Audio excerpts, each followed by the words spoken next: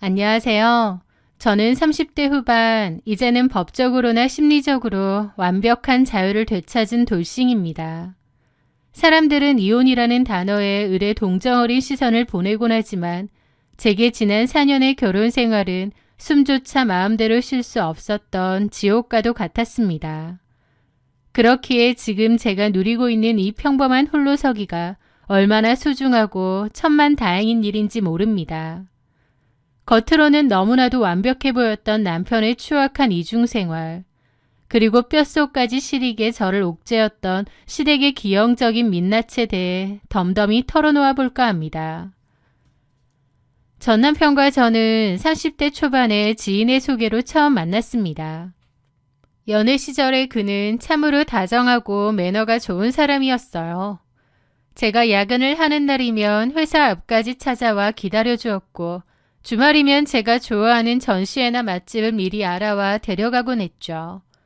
연애할 때는 저에게 화내는 법도 없었고 늘 제 의견을 먼저 묻고 존중해주는 듬직한 남자친구였습니다. 감정 기복이 별로 없고 늘 따뜻하고 다정다감한 말투를 쓰는 그 사람에게 저는 매료되었습니다. 그 기복 없는 여유로운 성격이 안정적으로 느껴졌던 거죠.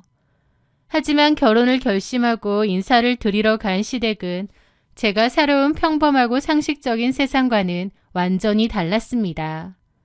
시아버지는 건설 쪽 사업으로 큰 돈을 만지시면서 자수성가한 분이었고 시어머니는 교육자 출신으로 원리 원칙과 체면을 중시하며 살아온 대단히 보수적인 분이었어요.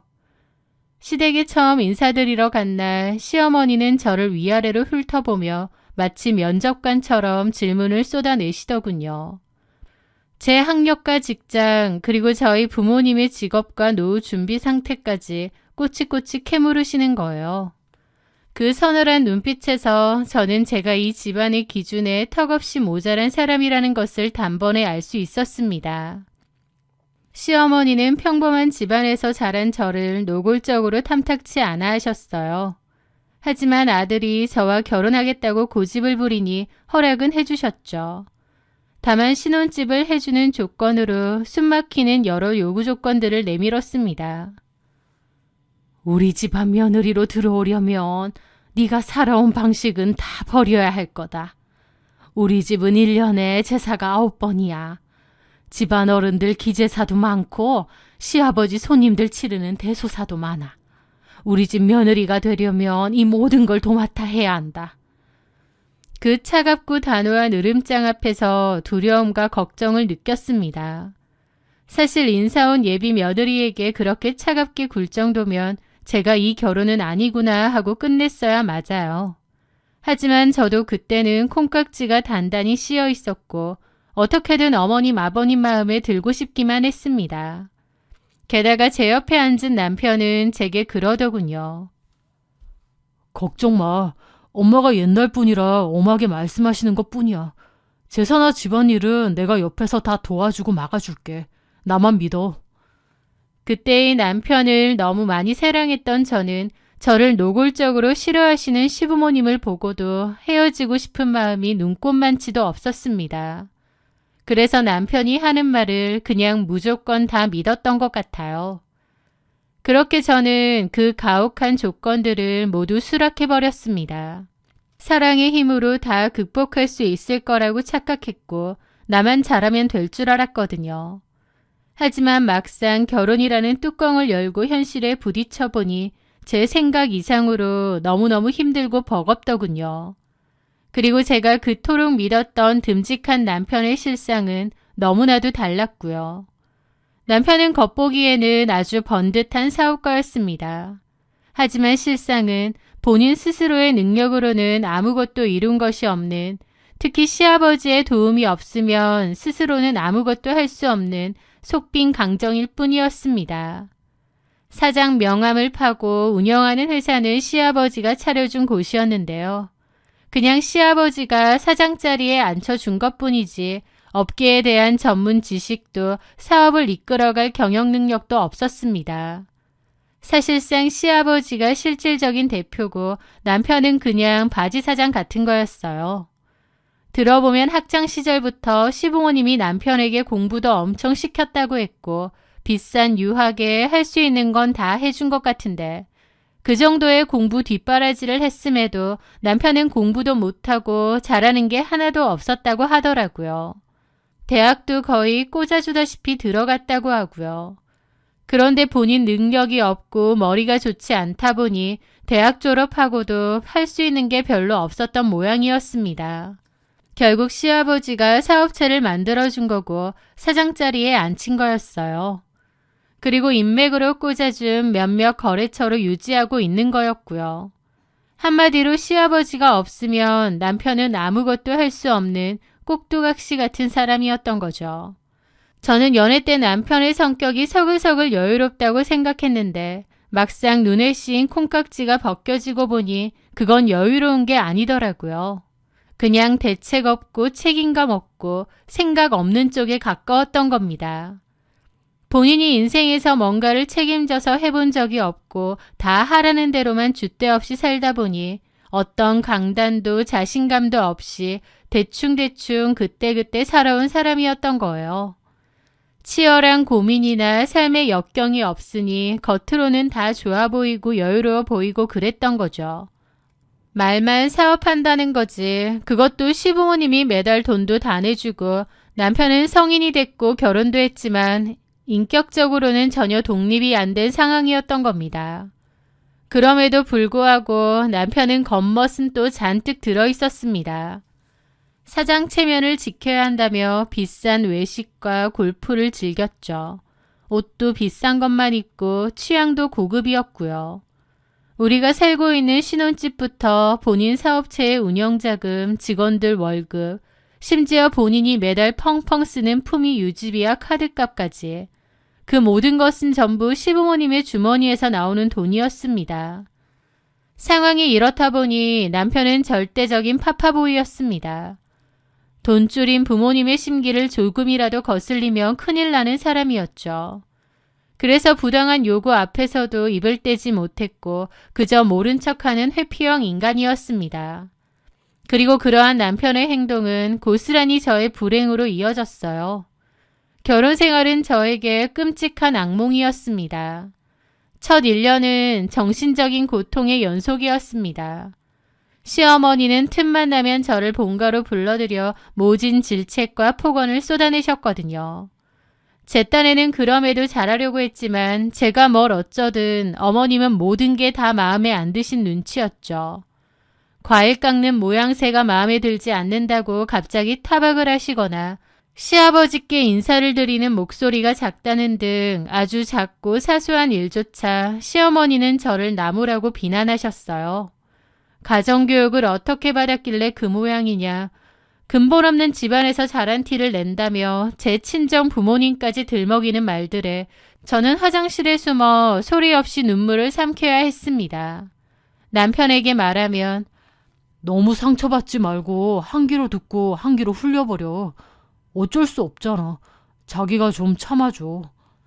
이런 식이었습니다. 제 얘기를 진심으로 귀담아 듣고 같이 고민하거나 미안해하는 게 아니라 그냥 그때그때 대충 들어주는 척하면서 그래 하고 넘어가는 게 전부인 겁니다. 그게 결혼하고 나니까 보이더라고요. 저의 힘듦은 남편에게 남일이었다는 것을요. 그저 남편은 제가 자기처럼 아무 소리 안 하고 시부모님 심기 건들지 않고 희생하기를 바랬습니다. 내가 이 결혼을 왜 했지? 라는 생각을 참 많이 했던 것 같아요. 결혼 2년 차에 접어들면서부터는 본격적인 노동의 굴레가 시작되었습니다. 시어머니가 경고했던 1년에 9번의 제사는 상상을 초월하는 고역이었어요. 시댁은 제사상에 올라가는 모든 음식을 손수 만들어야 했는데요. 제가 오기 전에는 일하시는 분들이 만들었지만 결혼하고 나니 오롯이 저의 몫이 되었습니다. 제사 며칠 전부터 무거운 장바구니를 들고 시장을 돌아야 했고 제사 전날이면 하루 종일 허리 한번 펴지 못하고 전을 붙이고 나무를 묻혀야만 했습니다. 그 전에 도와주시던 분이 있다고 했는데 일부러 그러시는 건지 결혼 후에는 절대 안 부르시더라고요. 명절이나 제사 때마다 시댁의 친척들은 거실에 둘러앉아 과일을 먹으며 담소를 나눴지만 저는 부엌에 갇혀 끊임없이 설거지를 하고 음식을 날라야만 했습니다. 연애 시절 내가 다 도와주겠다, 너무 걱정하지 말라며 호언장담했던 남편은 막상 시댁에만 가면 아버지와 삼촌들 틈에 섞여 술잔만 기울일 뿐 부엌에 있는 저에게는 신경도 쓰지 않았습니다. 오히려 시어머니의 매서운 눈초리를 두려워하며 일부러라도 저를 안 보려고 했던 것 같아요. 시부모님은 자기 아들한테 드리는 돈은 괜찮지만 며느리인 저에게 드리는 돈은 아깝다고 생각하시는 것 같았습니다. 그래서 어떻게든 저에게 본전을 뽑으려고 하시는 느낌마저 들었어요. 그러면서 시어머니의 요구는 시간이 갈수록 도를 넘어섰죠. 시아버지가 집으로 손님을 모시고 오는 날이면 평일이든 주말이든 상관없이 저를 호출했습니다. 애초에 결혼할 때부터 애착을 가지며 열심히 다녔던 직장도 시부모님의 말 때문에 그만두어야 했는데요. 그러다 보니 금전적으로 더욱 시부모님에게 기댈 수밖에 없는 상황이 되었습니다. 회사를 더 이상 안 다니다 보니 시부모님이 부를 때면 언제든 가서 일을 하는 종속된 처지가 되었던 거죠. 시어머니는 한 달에 한 번씩 선심 쓰듯 쥐어주는 용돈을 주셨고 철저하게 저를 시댁의 전속 식모로 부려먹으셨어요. 그러면서 저한테 그러셨죠. 다른 사람들이 너 시집 잘 갔다 그러지? 부잣집에. 네? 내가 봐도 너 시집 하나는 참 잘 갔다. 솔직히 조건으로 보면 우리 집이랑 너네 집이랑 맞니? 우리 준호가 워낙 착하고 순진하니까 너랑 결혼한다고 한 거고. 사실 마음만 먹으면 얼마든지 더 좋은 조건 여자 만날 수 있는데. 저는 너무 기분 나쁘더라고요. 막말로 그럼 더 좋은 조건의 여자가 이런 노예 생활 자처하겠나요? 몸이 힘든 것보다 시부모님의 무시와 갑질이 더 힘들었습니다. 하지만 남편은 여태까지 그래왔던 것처럼 부모님 돈으로 계속 편하게 먹고 살아야 했기 때문에 저를 시댁의 초봉알바지이자 방패막이로 내세운 채 뒷짐만 지고 방관했죠. 시부모님의 잔소리와 요구가 모두 저에게 집중되는 동안 남편은 평생 그랬던 것처럼 편안하게 계속 살아왔습니다. 결혼 3년 차 평소처럼 시댁에 제사를 마치고 녹초가 되어 돌아온 어느 밤이었습니다. 그날은 유독 시어머니의 잔소리가 심했던 날이었어요. 나물을 간이 평소보다 짜다느니 하며 저를 무안하게 만드셨죠. 육체적인 피로보다 마음의 상처가 더 깊었던 그 밤, 코를 골며 골아떨어진 남편의 곁에서 멍하니 천장을 바라보고 있었습니다. 행복하려고 한 결혼인데 너무 힘들다. 언제까지 이렇게 살아야 되나 싶더라고요. 그때 남편의 머리맡에 놓인 핸드폰이 짧게 진동했습니다. 평소에는 한 번도 열어본 적 없던 남편의 핸드폰. 하지만 너무 늦은 시간이었던 데다 그날은 왠지 모를 서늘한 예감이 저를 이끌더군요. 평소 비밀번호조차 설정해 두지 않던 남편의 무심함 덕분에 핸드폰은 너무나 쉽게 열렸습니다. 그리고 그 안에서 저는 제 남은 인생을 송두리째 무너뜨릴 추악한 판도라의 상자를 마주하게 되었죠. 남편의 핸드폰 화면에는 생전 처음 보는 아이콘이 하나 있었습니다. 호기심에 눌러본 그것은 놀랍게도 데이트 어플이었어요. 입이 뜨악하더라고요. 이미 결혼한 유부남이 데이트 어플이라뇨. 설마 하는 마음으로 대화 목록을 확인하게 되었습니다. 그리고 거기에는 눈을 의심할 만한 내용들이 쏟아져 나왔죠. 남편은 제가 모르는 여러 명의 여자들과 은밀하고 더러운 대화를 나누고 있었거든요. 자기야, 오늘 밤에 볼 수 있을까? 와이프 오늘 제사 때문에 늦게 올 거거든. 지난번 그 호텔? 좋지. 섹시하게 입고 와. 그런데 그런 식으로 연락하는 여자가 한둘이 아니었던 겁니다. 메시지를 읽어 내려가던 저는 구역질이 올라와 입을 틀어막아야 했습니다. 제가 시댁에 불려가 땀을 뻘뻘 흘리며 제사상을 차리는 동안 시댁 식구들의 뒤치다꺼리를 하며 파김치가 되어가는 동안 남편은 다른 여자와 함께 신나게 즐기고 다녔던 겁니다. 배신감이라는 단어로는 설명이 안 되는 복잡한 감정이 들더라고요. 내가 여태까지 뭐 했나 싶은 허무한 감정이 더 컸던 것 같습니다. 남편을 많이 사랑해서 결혼했고 제가 선택한 것이기에 그에 따른 책임을 지며 살아야 된다고 생각했어요. 많이 고되고 상처도 많이 받았지만 내가 노력하면 언젠가 시부모님도 나를 인정하고 받아주시겠지 생각했습니다. 그런데 그 메시지들을 보는 순간 제가 견뎌온 생활들이 너무 허무해지는 거예요. 저는 배신감에 몸을 떨며 잠든 남편을 깨워 핸드폰을 얼굴에 집어던졌습니다. 눈물이 줄줄 흐르더라고요. 갑자기 자다가 핸드폰을 쳐맞은 남편은 놀라서 소리를 지르더라고요. 왜 이래 갑자기? 네가 직접 봐.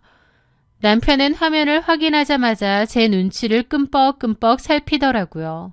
그 꼬라지를 보는데 얼마나 피가 거꾸로 솟던지요. 그 여자들 뭐야? 아, 여보, 이건 그냥... 근데 있잖아. 내가 이 여자들이랑 만난 건 맞아. 근데 절대 마음을 준 건 아니야. 뭐라고? 내 마음은 항상 당신뿐이야.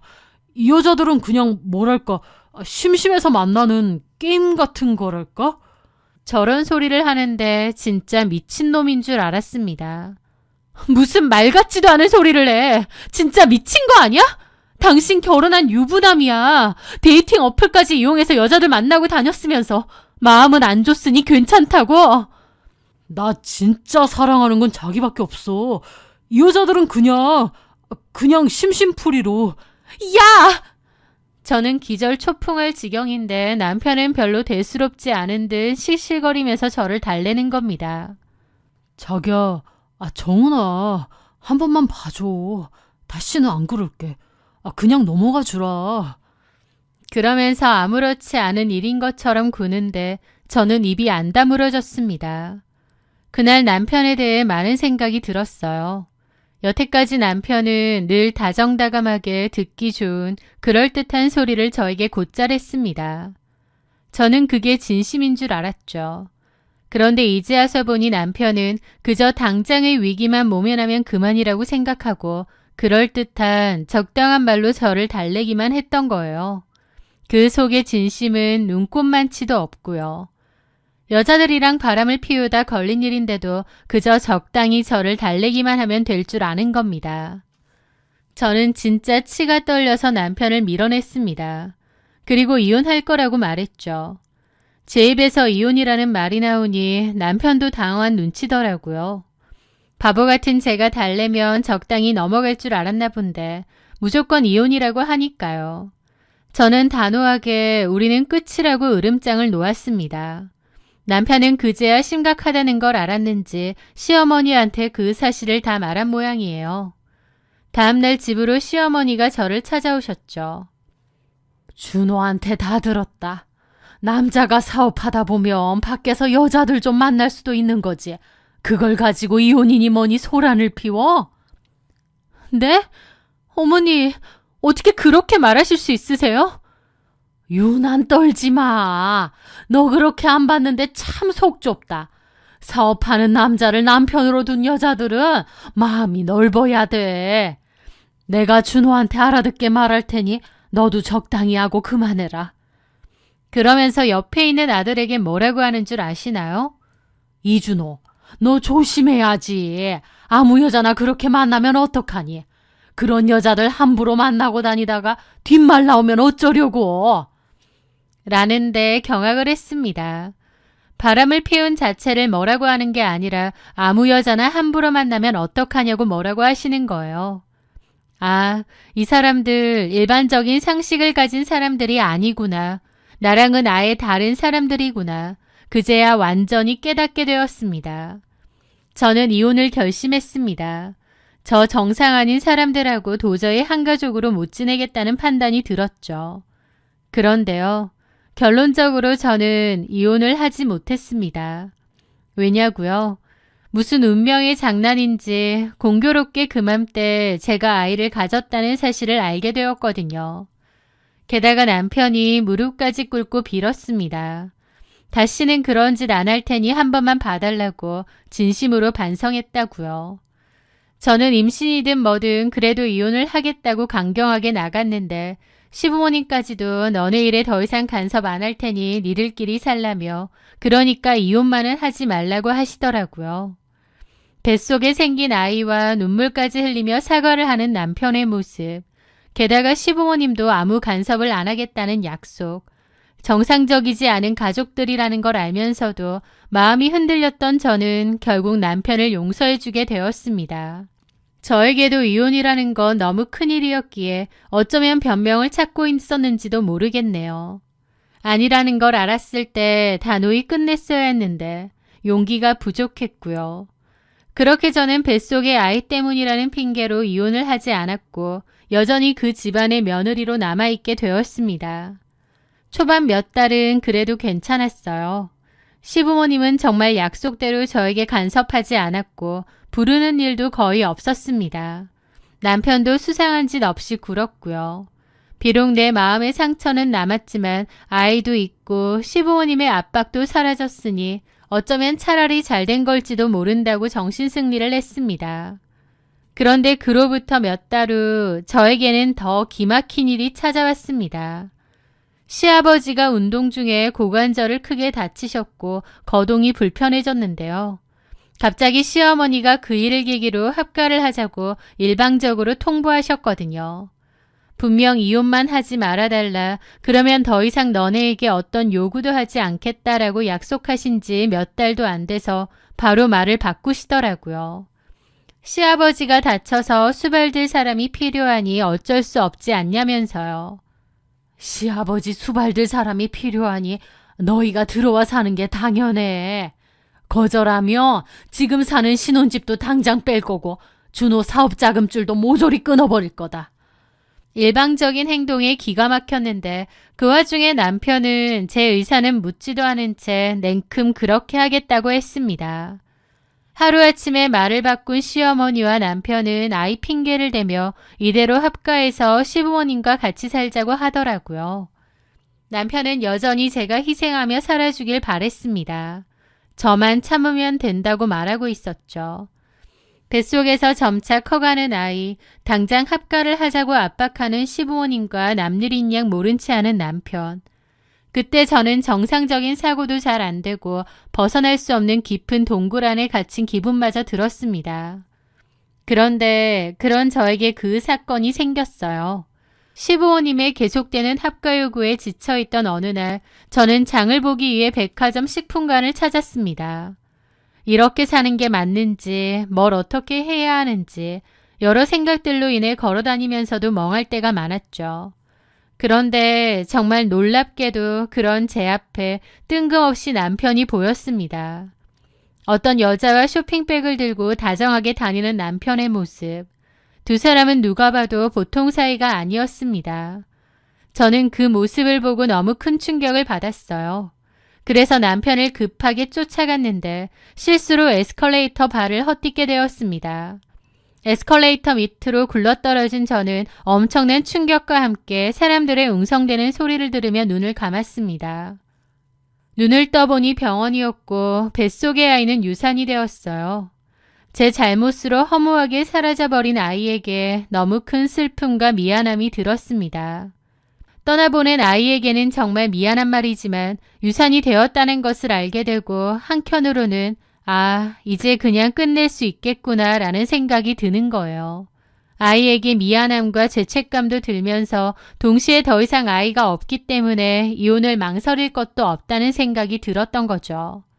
저는 그때 모든 미련 없이 남편과 끝내자는 결심을 했습니다. 그리고 저는 겉으로는 시부모님께 합가를 하겠다고 했어요. 그 전까지 정리할 시간을 달라고 하면서요. 사실은 합가가 아니라 이혼을 할 생각이었고 시간을 벌기 위해서였습니다. 그리고 조용히 뒤에서 심부름 센터를 알아보고 변호사 사무실 상담도 다니면서 이혼을 준비했습니다. 남편의 외도에 관한 증거를 확보하고 그 충격으로 인해 제가 유산한 것에 대한 위자료까지 다 받아낼 작정이었죠. 겉으론 티내지 않으면서 속으론 이를 갈면서 철저히 준비했습니다. 남편이 겉과 속이 다르게 행동한 것처럼 저도 똑같이 했죠. 남편의 뒷조사 결과 남편이 만나는 여자는 데이팅 어플로 만난 여자 중 하나 같았는데요. 일회성 만남은 아니었습니다. 이미 오랫동안 만남을 이어온 것 같더라고요. 그렇게 모든 이혼에 관한 준비가 끝났을 때였습니다. 그날은 시부모님이 집으로 오라고 한 날이었죠. 저는 아침에 준비를 하다 말고 잠깐 나가서 상간녀에게 전화를 걸었습니다. 여보세요? 최수인 씨죠? 네, 누구세요? 이준호 아내입니다. 네? 이준호 아내라고요. 이준호 누군지 몰라요? 그 여자는 당황한 듯 말이 없더라고요. 내 남편이랑 요즘 만나고 다니죠. 내 남편 사랑하나요? 그 여자는 아무 대답이 없었습니다. 그쪽 상대로 상간소송 준비 끝냈거든요. 집과 직장으로 소장 보낼 생각이에요. 네? 저기 잠시만요. 소장을 어디다 보낸다고요? 유부남이랑 바람피고 다녔는데 이런 일 있을 거라고 생각 못했어요? 그리고 나 이준호랑 이혼할 거니까 데리고 가서 살아요. 저기 사모님 잠시만요. 저 준호 오빠랑 그렇게 깊은 사이도 아니고요.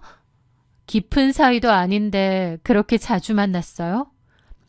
저기 그게 소송은 안 하시면 안 될까요? 제가 정말 잘못했습니다. 잘못했다고 없던 일이 되는 건 아니죠. 그러면 집에다 보내지 마세요. 직장도 안 돼요. 차라리 직접 주시면 안 되나요? 그 말에 저는 코웃음을 쳤습니다. 소장 직접 받고 싶어요. 네? 네.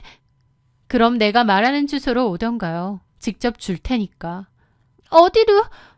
주소는 문자 찍어줄 테니까 1시까지 와요. 안 오면 바로 직장이랑 집으로 보낼 거니까. 그렇게 저는 전화를 끊고 집으로 왔습니다. 출발하자. 어머님, 아버님 기다리실 테니. 그런데 남편 폰으로 전화가 울리더라고요. 제 눈치를 힐끗 보는 것 보니 그 상간녀가 남편에게 전화를 한 모양이었죠. 뭐야? 받아봐.